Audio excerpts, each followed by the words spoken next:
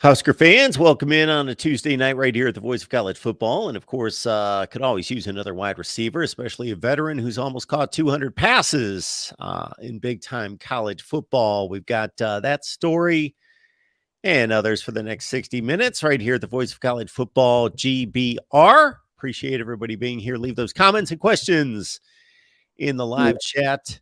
And of course, the guy that makes it all work here, Greg Peterson, Husker Online. Greg, how you doing tonight? I'm doing pretty good, Mark. I know you're feeling a little under the weather, so hope you get better soon. But yeah, everything's going pretty good around here. We are making our way back. Much better than yesterday, that's for sure. That is for sure, and even a few hours ago. So, Billy Kemp, I saw that name and I thought, well, I know who that is. Virginia wide receiver. He caught 74 balls from Brennan Armstrong in 2021. I don't know what his deal was this past season. He may have been injured, only played 7 games. And of course, Virginia, because of the tragedy, did not play their final 2 games this past season, but 74 catches 2 years ago with 6 touchdowns. And he's got 192 passes in his career. So Nebraska's losing Trey Palmer, of course, and also 3 of their top 4 pass catchers. So when they pick up a Billy Kemp, it's definitely a need, and they get a guy that's played a lot of football. Well, yeah, and those stats that you just mentioned, too, rank him 4th all-time on Virginia's receiving list. So, yeah, he was used to being the number 1 guy when healthy. And another plus with him is that he's returned, I think, about 174 punts in his career too. So he's a guy that likes to do it all, and I think that's exactly the role that he's going to play here. And he did mention that he's got 1 year of eligibility, right? I mean, he's graduated, and he's a 6-year senior, and he was jumping at the opportunity to be the number 1 receiver here at Nebraska this season. So, and he's going to take on that same workload here. He's a 5'9" guy. He's not a huge stature guy, but he can run and he can play every position out there, at the wide receiver slot. So you think of him being in the slot sometimes, and then going out wide sometimes, and he's going to return punts. He loves it.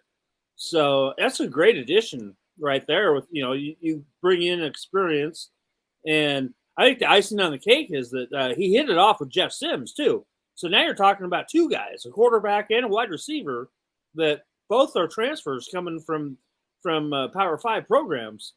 And hey, if you're hitting it off, that's great right there to start. And I'm sure as soon as he gets here that Billy Kemp's going to be running patterns with Jeff Sims here as soon as possible. Jeff Sims, yes, also, of course, coming in from an ACC school in Georgia Tech, and you're telling me they hit it off. How do we know that? Some reporters had reached out to Jeff Sims, and that was after Billy Kemp's visit here and stuff. So it's already seems like a blooming relationship right now. Alan, good to see you as always, sir. Appreciate you being here. Husker D, David C, Dion, and others. Bring some folks with you as we settle in for the next 45, 50 minutes talking Nebraska football. Also picked up on a few news and notes here regarding some possible signees that may come through the transfer portal as well. There's a Stanford offensive lineman out there in Walter Rouse. Yeah. He's looking at Oklahoma, Iowa, Auburn, and Nebraska. He's played a lot of football too. 39 starts, over 2,500 snaps. Yeah, I mean, he just came here on a visit. He did a lot of his visits here just this past week. Several high-profile programs that that mean a lot to college football. So he set his he set his decision date basically. If he can set it, he says my decision will be either Tuesday or Wednesday. So we haven't heard anything yet tonight. But yeah, you're talking about a guy. He's 6'5", 331 pound. He's played 780 snaps at left guard just last season. So hey, this is a guy that you really want to get on your roster right now. And obviously that's a guy that Donovan Raiola, is definitely interested in getting to help out what he's already got. And, Matt Rule is, he's the guy that's been reaching out. So yeah, that's probably your number one target right now that you're looking for. And we're going to know either what he says either tonight or tomorrow sometime. But yeah, it's obviously, he's out in Stanford and, it's only 4:10 there. So we'll see what happens. But it'd be a big get. Definitely. There's another offensive lineman out of Baylor, Micah Muskua. He also says that he's going to be letting everyone know here very soon. I actually saw an announcement set for tonight, right about the time we get done. Yeah, I mean, there's another one right now that we're looking at. So Nebraska potentially has the chance to add 2 veteran offensive linemen, into their class right now that are available to start playing right away. And this is what Nebraska needs to do. This is what Matt Rule knows he has to do is he has to reload, here on the fly, and he's got a heck of a lot of clout down there in the state of Texas. That's the big priority right now. That Matt Rule can flex his muscle here now in recruiting in the state of Texas, which they will be doing here on Friday when recruiting opens back up, and you're going to have 3 or 4 Nebraska coaches down in the state of Texas on Friday and Saturday visiting everywhere. So they've made the state of Texas a big priority, and Matt Rule has a protege as the head coach at Texas Tech. And his dad now just came on board, who's a legend, high school legend coach in Texas that, basically retired from high school coaching. And so, I think you're going to see a big uptick here, because these guys are going down right now. As soon as recruiting opens up, they're going for the 2024 class hard and heavy, and you never know what else they can pluck out of there. Maybe some another addition in the 2023 class. So, they're not messing around. Matt Rule knows where he can do the most damage, and obviously that's the state of Texas, that's Pennsylvania, East Coast, and he's going full bore on this right now. I also see where a place kicker that you should be pretty familiar with right out there in Omaha. He was state championship kicker. Yeah. Tristan Alvano. Absolutely. He was just named the first team All-American kicker by Max Preps. He's amazing, Mark. I mean, we've talked about him before. Wow. Yeah. I just named him the top kicker in the country. You know what? I had no doubt about that this is the best high school kicker that I've witnessed in my, 22 plus years in covering high school football. He blew me away, and this guy kicking a 62-yarder is nothing to him. In frigid weather, in windy, frigid weather in Nebraska.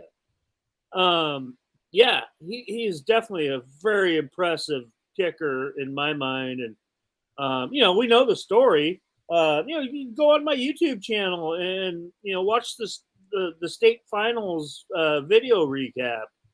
He's the star. He hit 5 field goals in that game.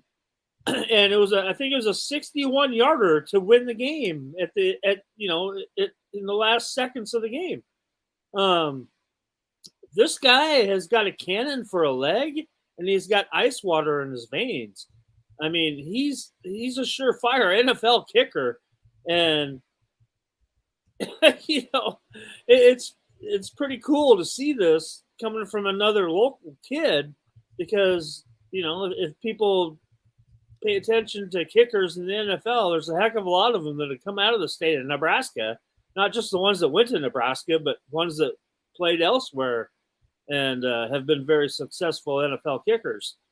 So, it is just this guy just the first time I saw him kicking just blew me away. So yeah, that's amazing. That's great.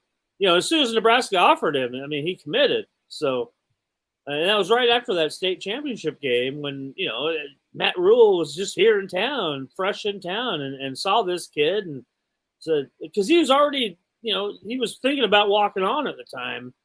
But Matt Rule was like, we got to get this kid right away. And they did.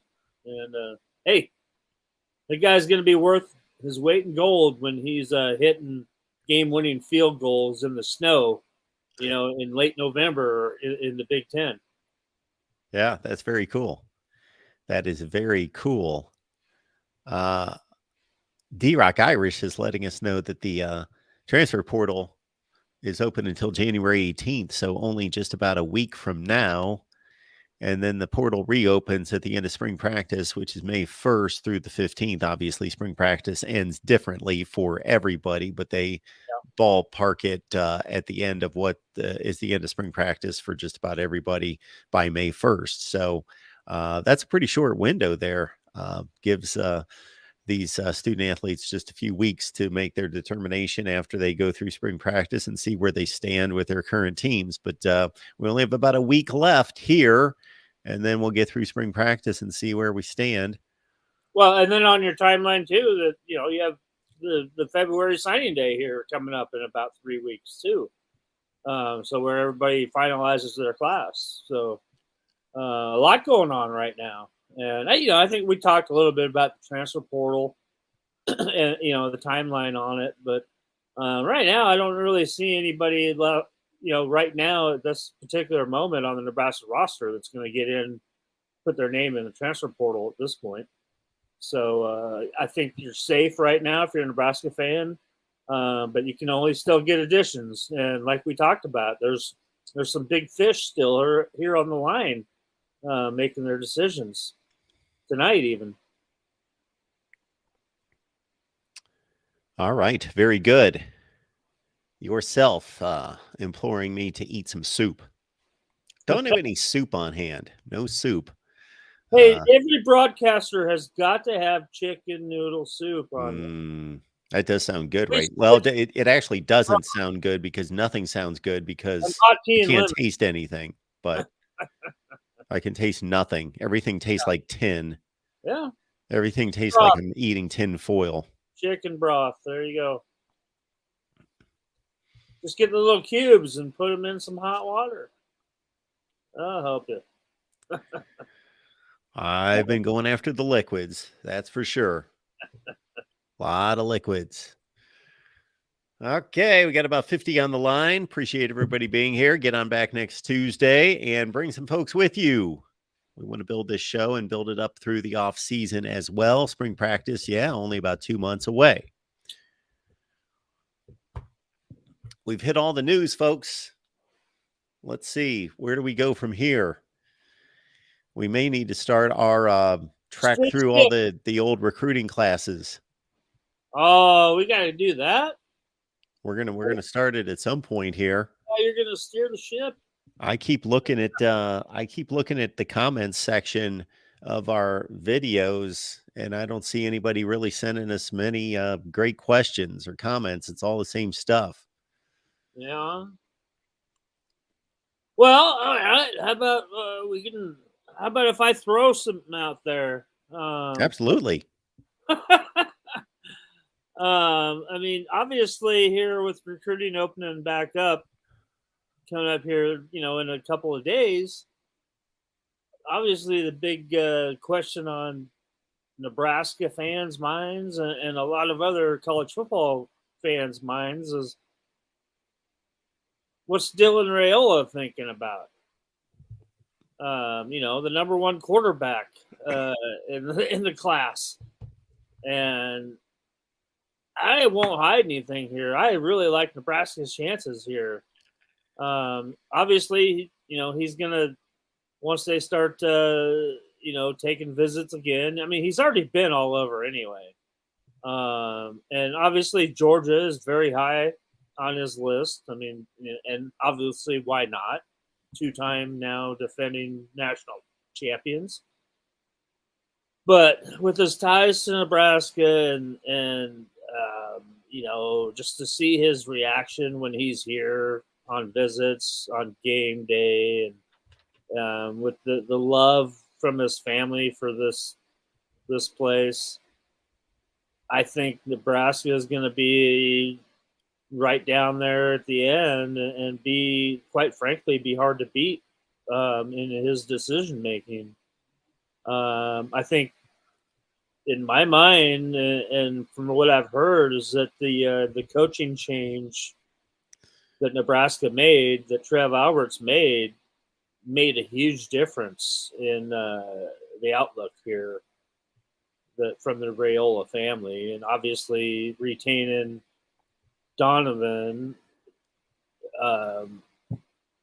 Obviously, you still have that card to play as well, and I'm trying to be pretty optimistic here, but I'm thinking Nebraska's in a really good place here. Yeah, for a guy that can go anywhere he wants, that would be something else. That would possibly be a game changer at the most important position on the field. For him to choose to stay home and continue a legacy there, boy, that would be one for Matt Rule to hang his hat on and really lay the foundation for this program going forward. Well, and when recruiting opens up again here too, you can win a ton of money. You bet on it that there's going to be every school coming down to Chandler, Arizona this weekend, to pay their respects. So, it's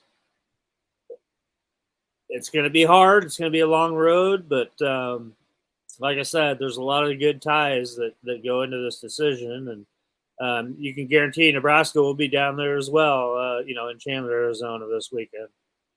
You can't, there's no in-home visits right now allowed, but obviously they're going to be at the school on Friday and just checking in and abiding by the rules and meet and greet and you got to show your presence. So even Georgia will be there. Oh, I'm sure they will be. I'm sure they will be, and they usually get their way. But yeah, a lot of people are commenting in the chat that believe that he's leaning Georgia based on what they've seen online. Never believe what you see online, though, people. That's my good advice for the day. Never forget about the power of family and tradition. Yeah. And Nebraska may just have been in a certain situation because of Scott Frost being the head coach. And now that Dylan Raiola may have more confidence in the way this program is going to be headed and where it's headed in the future with a guy that's proven himself, that may be just enough to get it done. Yep. Absolutely. Well, that's a long, long ways away. I don't know at what point he is thinking about committing, but nobody does. And, the way that I think about it is that you already made a decision way too early already one time. And that's when he committed to Ohio State last year, I was always saying, hey, it's a long way, long way until signing day. And I think maybe now that, since they've refocused on everything and rethought about everything, I think they're gonna obviously take their time with this. And why wouldn't you? You have every option out there available to you. So, enjoy it while you can. Because this was already a big thing for him one time, and then he committed, and it died down. He didn't have to deal with as much. I mean, nobody ever gives up on a kid like that. They're still going to contact you, but it's just not at that extent of media people trying to talk to you every day and find out where you're at. But now obviously that he's decommitted from Ohio State and then opened it back up, now that whole circus happens again. And I've been doing this for so long and talked to many of a kid in the same situation, and it's not pleasant. Seriously, the amount of times that you're getting Twitter DMs and emails and phone calls and text messages, it drives you crazy. I would hate that because that's not. I don't like that myself. I hate it when people call me on the phone, and but it's not an easy thing to go through when you're a high profile guy like that.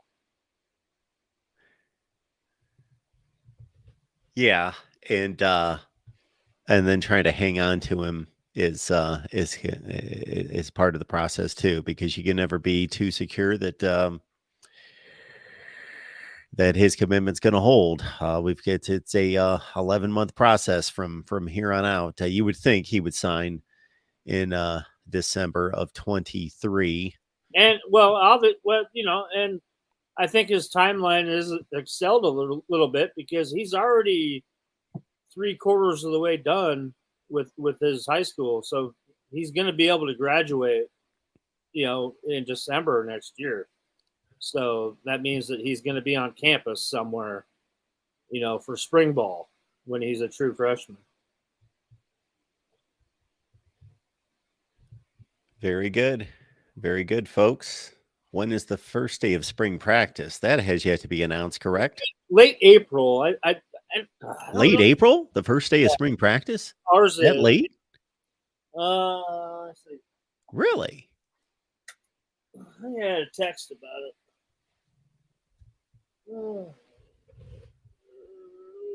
Boss. Nebraska.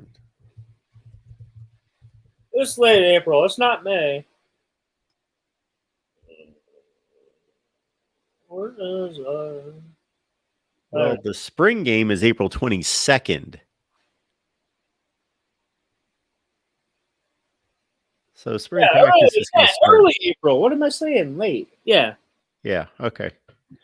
God. April 22nd. Mixed up in months. May. Come on. You said May earlier. Well, that was the transfer portal.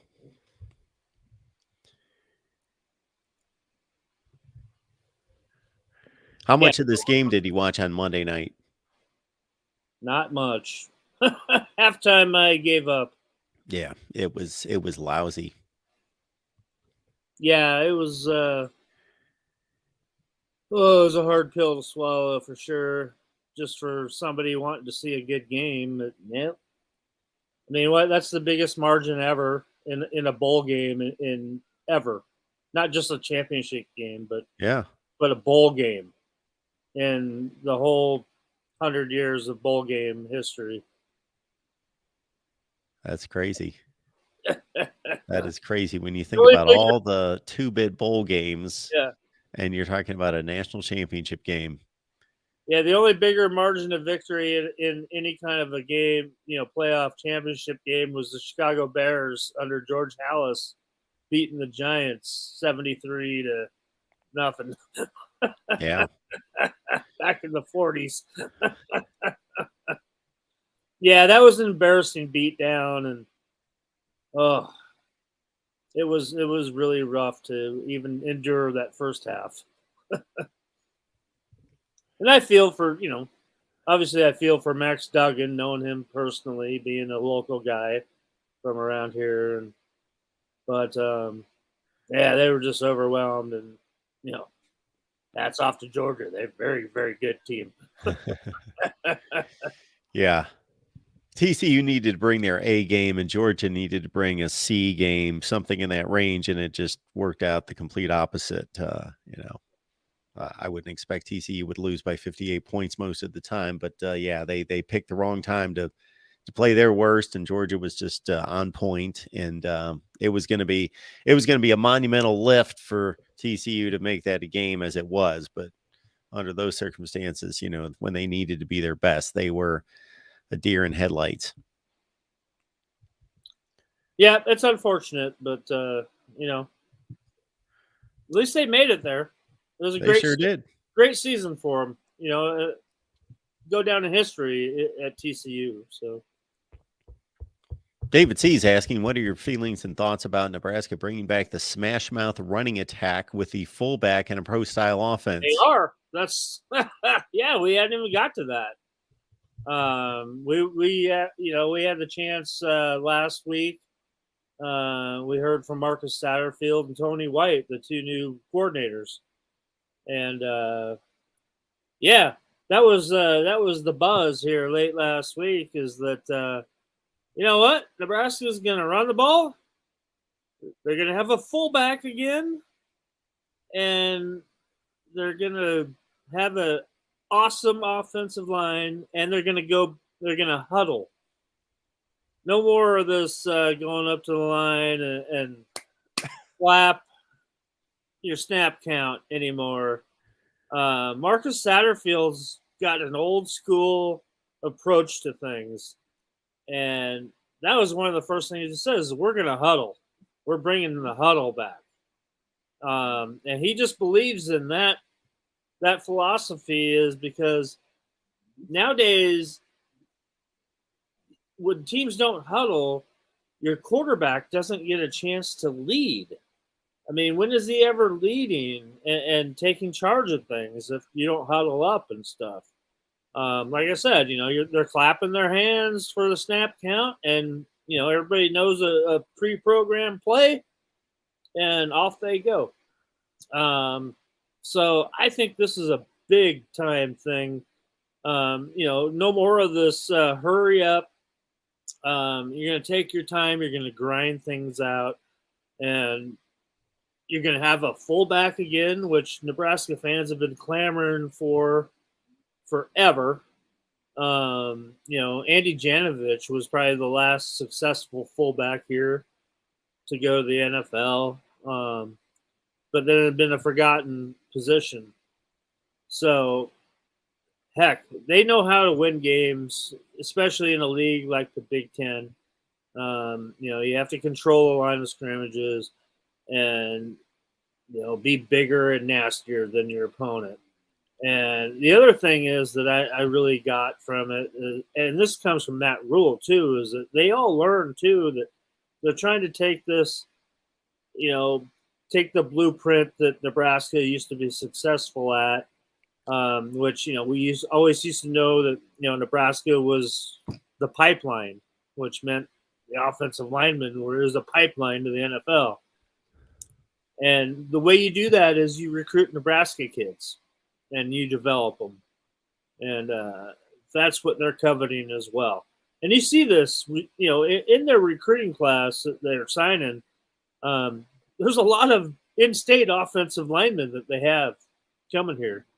And, once you get them here into the weight program, in the nutrition and weight program, you turn these guys into monsters. That's what Wisconsin's been doing. Barry Alvarez took that same blueprint from Nebraska and installed it in Wisconsin. Which the funny thing is that now they're going to the air raid offense. So who knows what's going on anymore? But no, I mean, there is just an influx of old school thought here which all your your longtime Nebraska fans that remember the glory days have just been drooling for this whole time, ever since, I don't know. Obviously, Bill Callahan came in here and started running NFL stuff everywhere. But then Bo Pelini kind of came back in and kind of restored things. But ever since Bo Pelini, it's just been it's been just a throw the ball everywhere and don't run it. And I don't know. It's a hard pill to swallow sometimes when you remember how you actually won all these games and all these national titles. And he came out. Marcus Satterfield comes right out and says, "We're going to run the pro style offense. We're going to run the ball. We're gonna play action and throw it off of that." And hey, I love it. I think all Nebraska fans love it. And then on the flip side too, when you got Tony White, you're talking to him that he turned the Syracuse defense into a monster unit. And we all know that they've already announced they're gonna do the 3-5-5, which is cool. You're bringing back the rover spot, which Mike Minner was a legend at doing. I played that position when I played high school football. So that's going to be awesome to see too. And a lot of people have been upset about that, but we're going to see how it comes. I mean, look at all the edge rushers they've been recruiting in this class. So there's a lot to look forward to and see how this all meshes together once they start spring practice here. So most everybody else is going in the other direction, or they made that decision a long time ago to go in the other direction, meaning from pro style to more spread and RPO concepts and read zones and all that.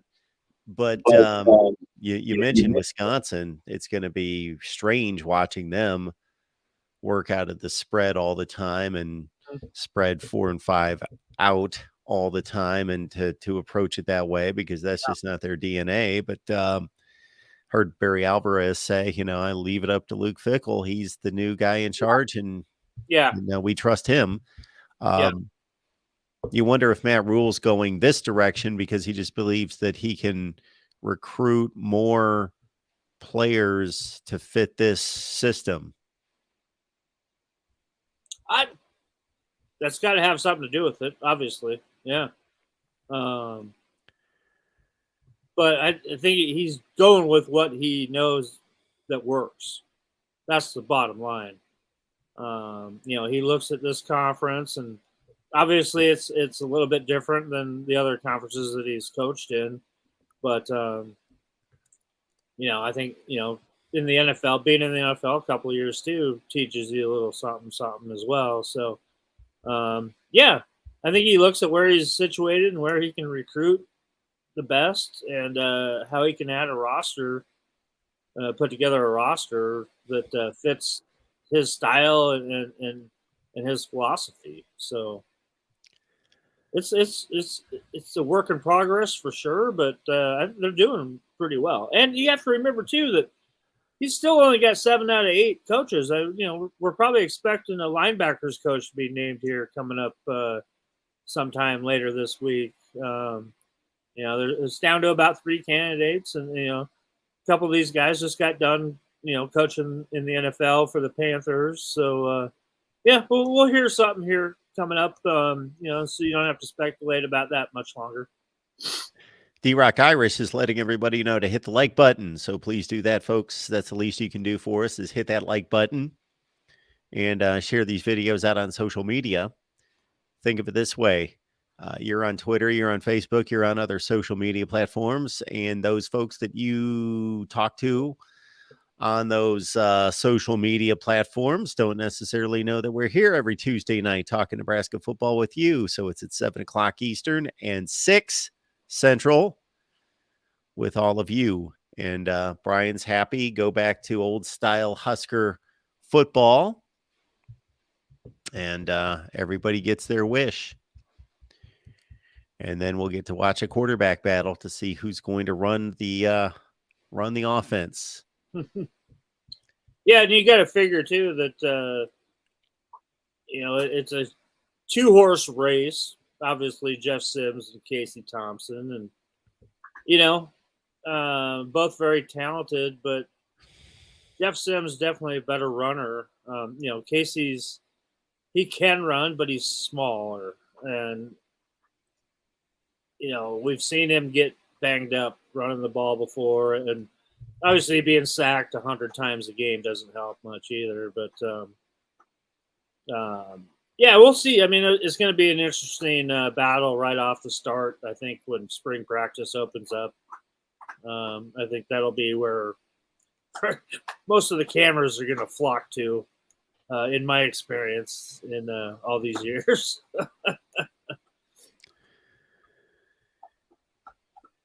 It is a long off season, especially when you don't go to a bowl game. So maybe this will be the end of that. Hey, Maybe this will be the last season. Everybody's done playing now, so hey, the clock's on for everybody. It's been on for Nebraska for about 4 weeks now. 4 or 5. Obviously, but now everybody's Yep. set on the same clock. That's my point. For sure. For sure. I'm gonna go check out. By the way, we got an event here Sunday at the Warren Academy. Steve Warren, former Husker, former Green Bay Packer.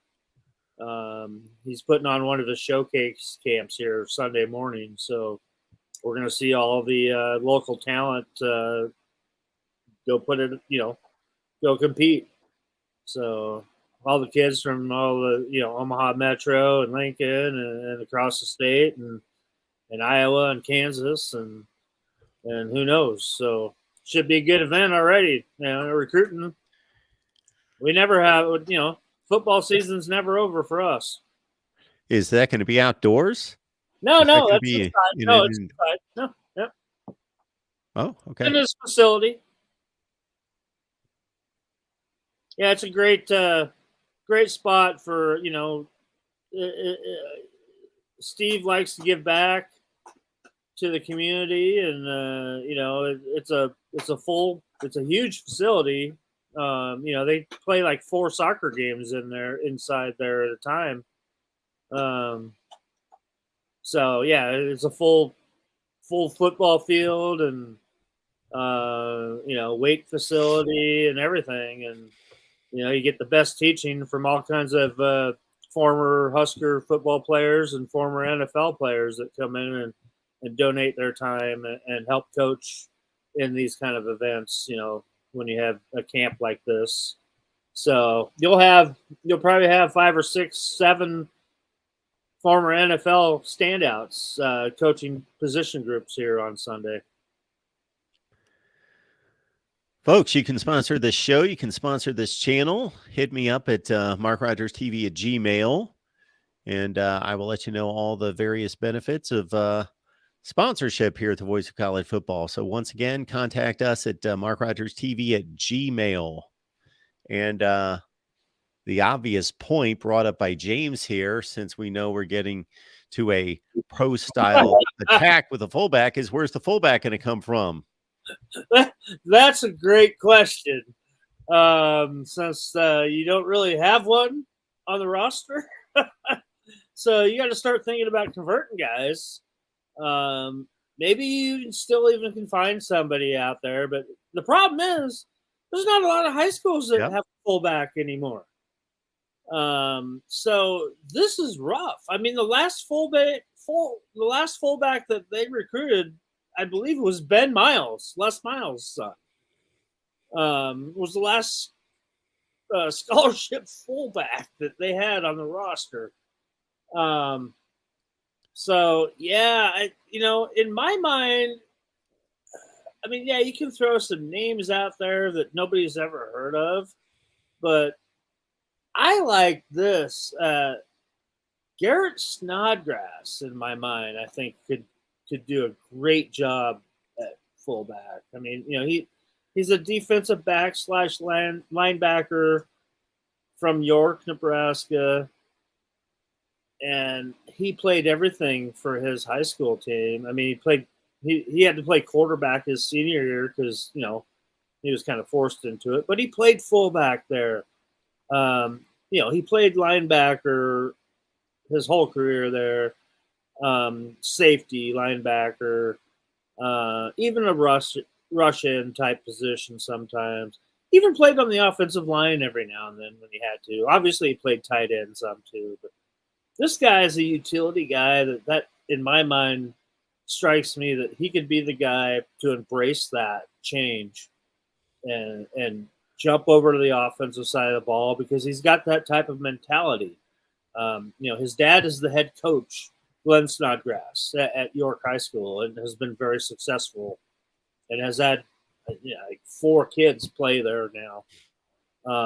But that's a guy that sticks out in my mind. Now, does he want to do that? I don't know, but just so early in this that you're kind of grasping for names, and maybe another guy that is actually a tight end, AJ Rollins, could also, I think, fit that bill too. He's out of Omaha Creighton Prep, but he's got some size to him as a tight end, and he was a rush end in high school as well. And he's been kind of buried in the back of that tight end room there for the last 2 years that he's been here. So that would be another possibility in my mind. Other than that, boy, I would have to really scour the roster besides anything else that they can go out there and pick up. Because seriously, Mark, I'm trying to remember the last high school game that I've been at that had a fullback in their offensive lineup.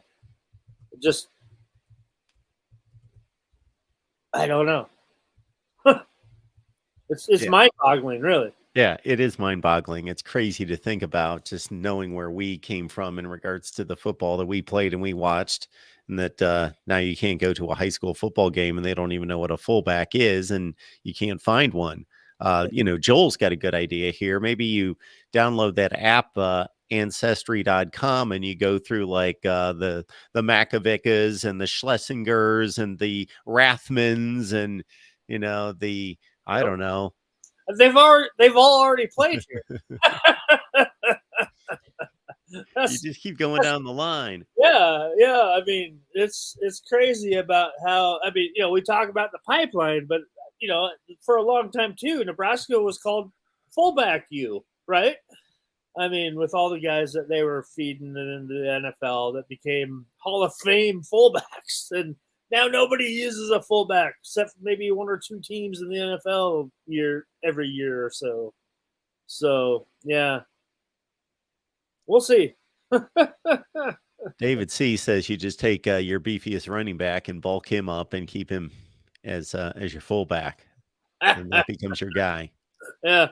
Too bad Jacquez Yant, the Yanty transfer. I was thinking the same thing. That's what Moonbot should have got a hold of him before he made a hasty decision. Yeah. He had a special place waiting for him. And he could run. Boy, you put him in there, head first blocking guys. Boom, battering ram.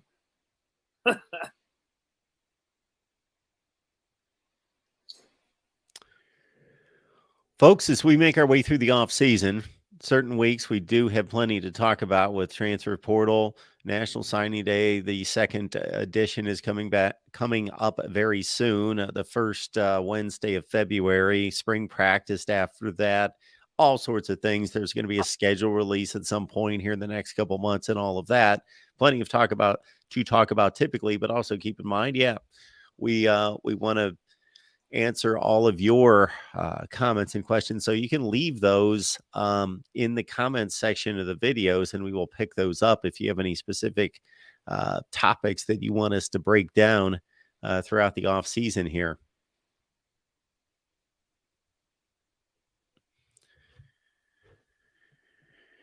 Our guy D-Rock Irish is keeping us informed across the college football world, even the Florida State news. So, D-Rock, thank you for that.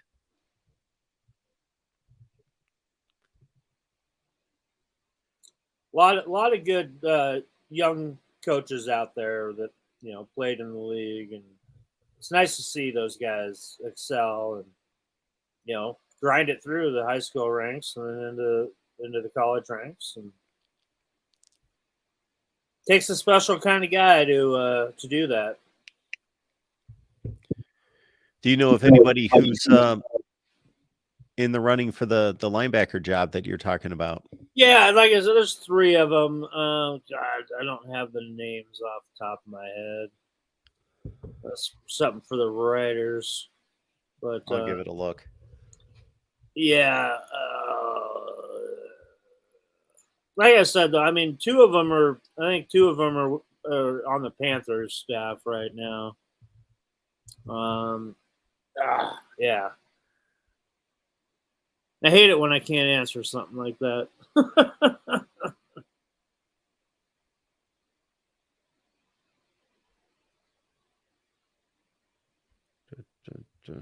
I've heard them mentioned, and I'd probably say, "Oh yeah, that's one of them." But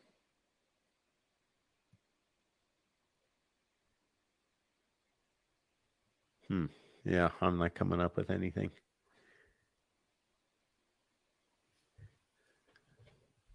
Mitch Sherman of The Athletic knows, so check his stuff out.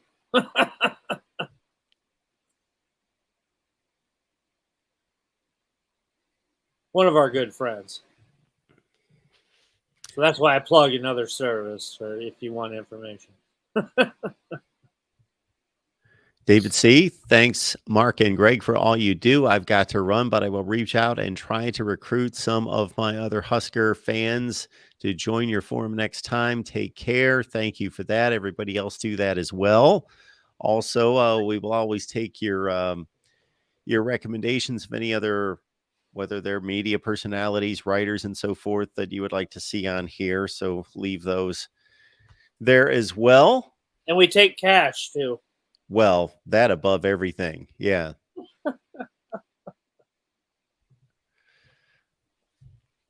Yes, maybe we'll make some bowl projections for next year. And, really? Yes. Who do you think's going to go to a bowl game, Zoe? Zoe's here. Huh? Who's going to go to a bowl game?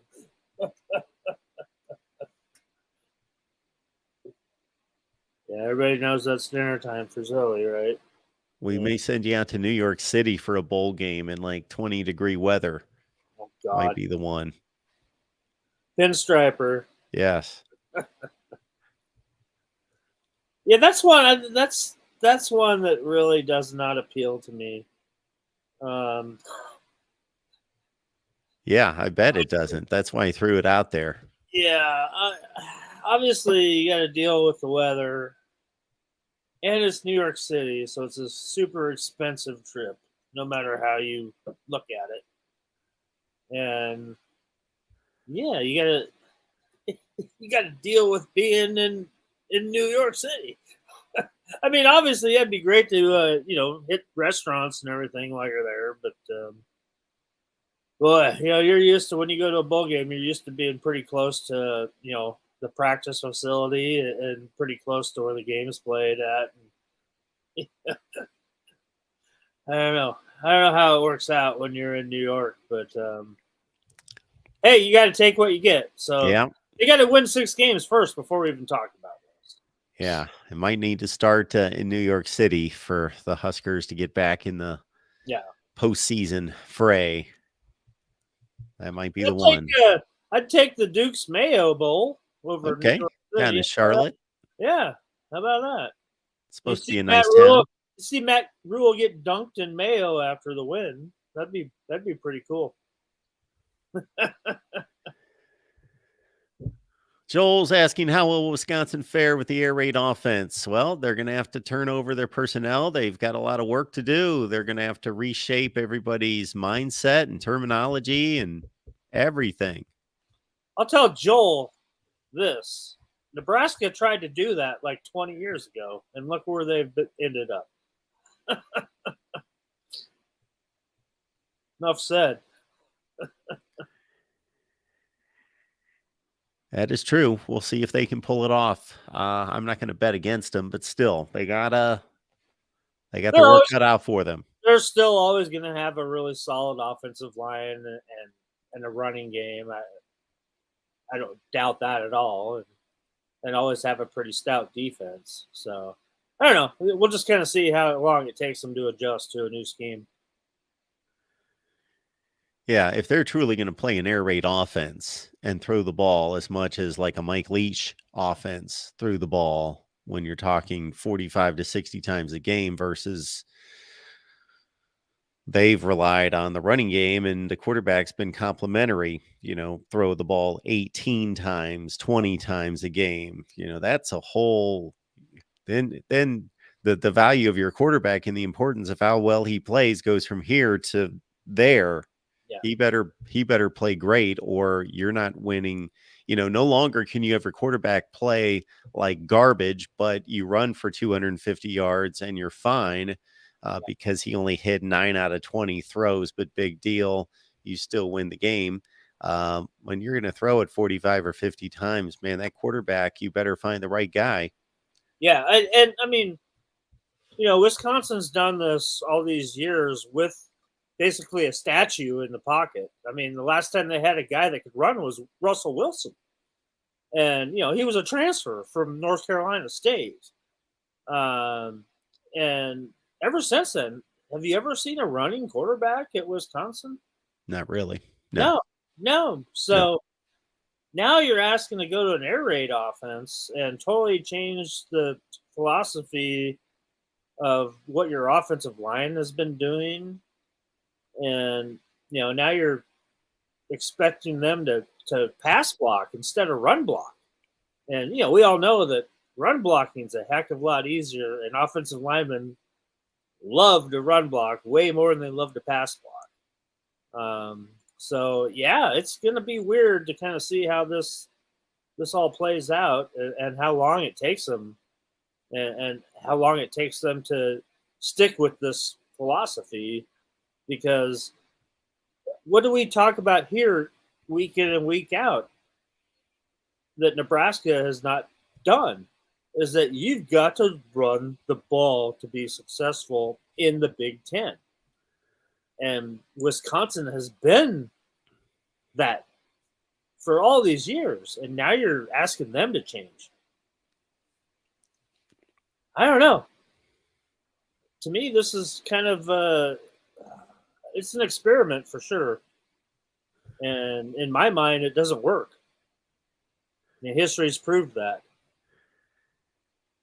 D-Park 68, we did talk about the Baylor guard, Micah Muskua, who is going to be announcing tonight. And Caleb Ward, thank you so much for the contribution. Appreciate that. We did discuss that. Greg did run down the Nebraska coaching situation in that, linebacker coach and 3 candidates are where we are right now. That's the last position for the Huskers to fill. Yeah, no announcement yet that I see. All right, everyone, make it on back next Tuesday, 6 Central, and we will pick it up from there. If you have any topics that you would like us to hit during the off season, please leave them in the comment section of the videos, and we will get to them. And please, on your way out, hit the like button. And again, make it on back next week and bring a few friends with you. Again, Caleb, thank you for the contribution, and everybody else. We will see you soon right here at Huskers Online. And, Greg's the guy on Huskers Online. Yes, there he is. Huskers Online video right here on YouTube. Check it out. No S, Husker. Husker Online. Husker Online, everyone. Right here on YouTube. And, we've got an Iowa show that got rescheduled, so it's here in about 1 minute. Ooh! So we'll see you on the Iowa channel here in about 30 seconds to a minute, everybody. You want me to make a cameo? Do you have something to talk to us about? Not really. I didn't think so. Got a basketball game starting here in an hour. We got There you go. We're hosting Ohio State here tonight. So. Okay, there you Oh, go. no, I'm sorry. We're hosting Illinois here tonight. Okay. So big game, big game for Nebraska ball. Yeah. Coming off that win at Minnesota on Sunday. So for Saturday. All right. For Greg, for me, we will see you back here excited. next Tuesday, everyone. See you later.